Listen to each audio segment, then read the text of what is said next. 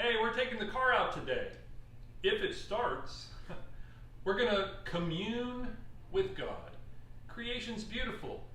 Going outside in a safe way, we can look for and just revel in the beauty that we're given for free.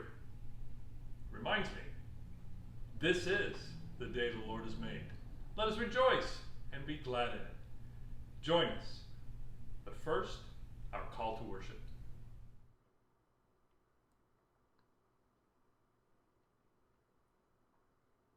Our help is in the name of the Holy God.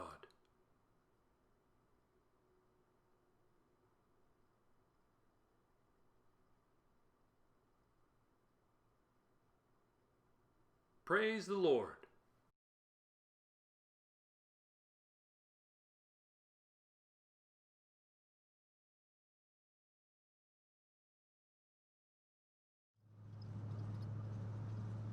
Paul's letter to the Romans is regarded as his masterpiece. It is one of the longest letters he wrote. It's a really, really deep read. He speaks very, very intelligently about our relationship with God, our relationship with each other. And he hits on some very, very difficult theological themes. It's a beautiful letter. Now, the main foundation of the letter, Paul deals with justification and salvation. He talks about what they mean, and he talks about how one requires the other. It's very important. I want to give a little background on the history of the people that Paul was writing to, the history of the place they were in, and a kind of time frame for everybody. Now, there were many synagogues in Rome in the year about 40. And during that time, the story of Jesus began to be shared and spread throughout Rome. And many Jewish believers came to believe that Jesus was indeed the Messiah. And they began to share that story with Gentiles in Rome, or Greeks. And so those two groups started their own churches in Rome.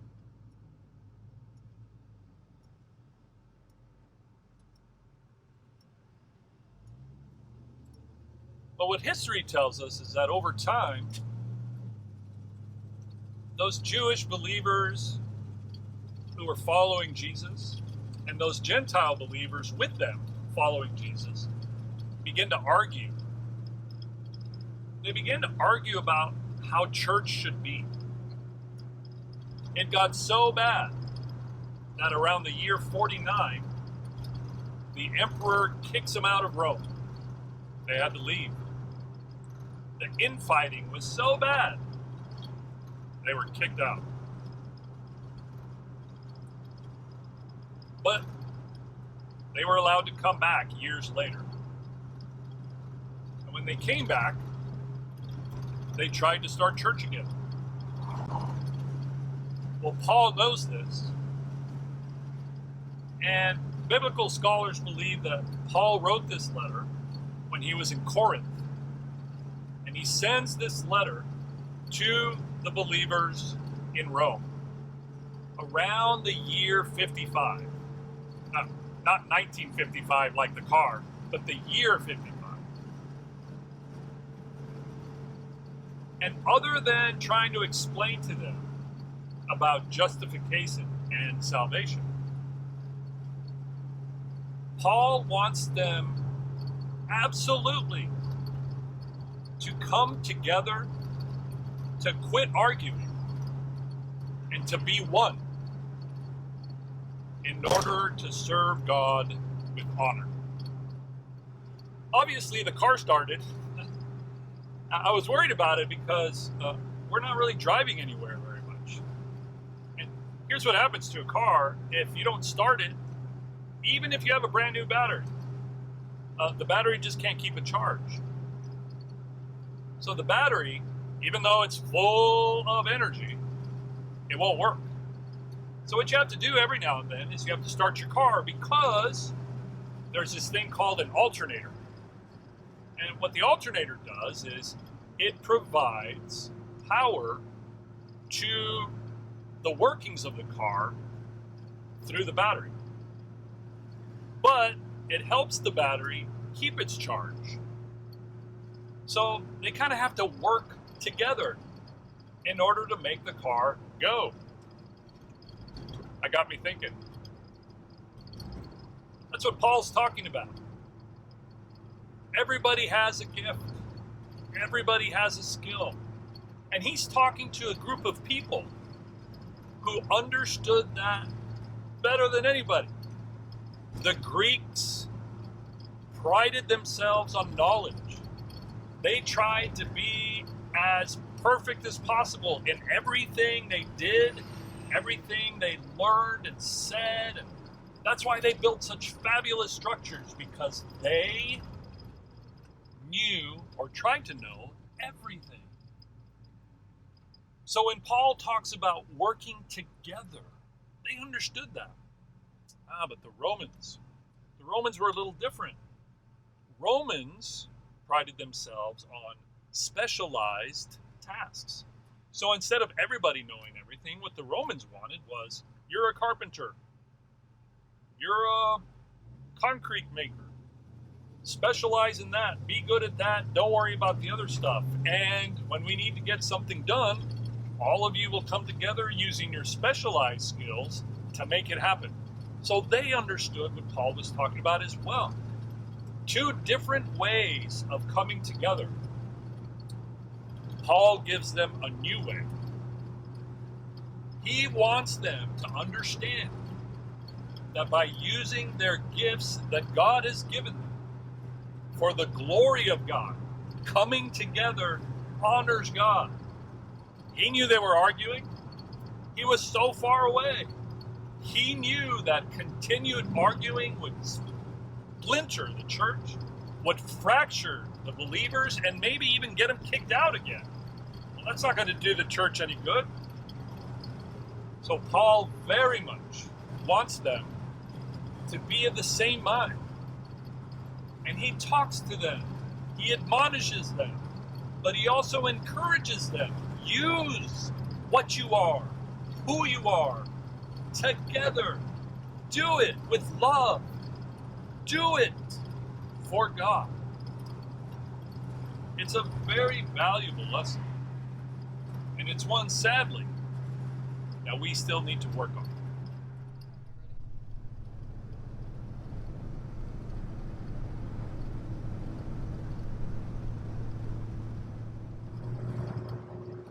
So there's one last little tidbit. It's an important layer that Paul wants us to understand.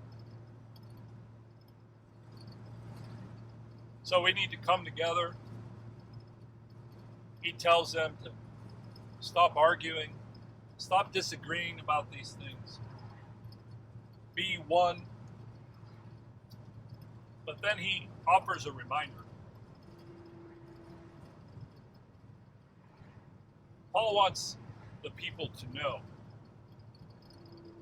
faith alone isn't enough. Works alone isn't enough. He wants us to understand that faith and works are one, each requiring the other, and each offered in a way that truly is beyond our way of understanding.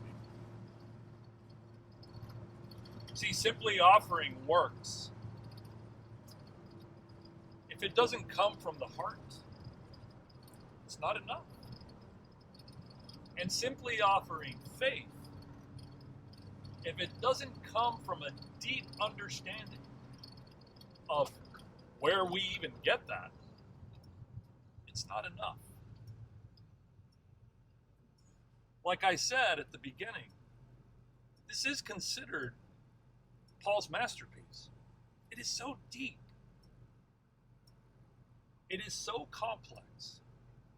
Now, we could study it for months and still not get the fullness of what Paul is trying to teach us.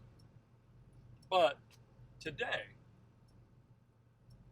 what we need to remember is that the early believers, in their attempt to understand what it meant to come together and worship God, in those early attempts, they failed repeatedly. That needs to be a lesson for us. We're going to hit bumps in the road. We're hitting them now. But we have to stick together. We have to understand the fullness of God's grace. And we have to understand and persevere and be patient. Show courage together with love, with respect, and with humility. Peace be with you. Forgive us, gracious God, we have allowed this world to shape us and enslave us. You call us to live as one body and to honor each member's gifts, yet we confer honor with rank and divide classes one from another. You call us to freedom and rest, yet we toil at endless tasks and impose such labor on others. You call us to love and serve you, yet we serve gods of profit and production. They swallow us alive. Redeem us, O Lord. Transform and renew us, that we might discern your will, what is good and acceptable for all. Hear now our silent prayers.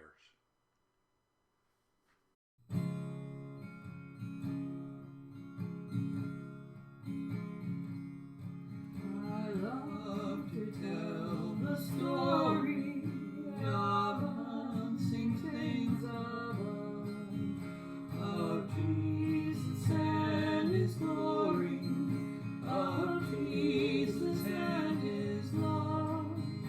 I love to tell the story because I know 'tis true.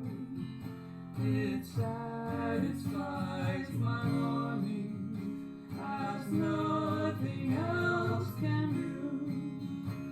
I love to tell the story, will be my theme and glory, to tell the old story of Jesus and his love. Thanks for joining us on our drive today. It was wonderful. By the way, FYI, you're probably going to receive a very short survey in the mail. Take a look at it, fill it out, send it back. And as always, enjoy God's beautiful creation. Get outdoors safely, look around, and give thanks to God. Peace be with each of you.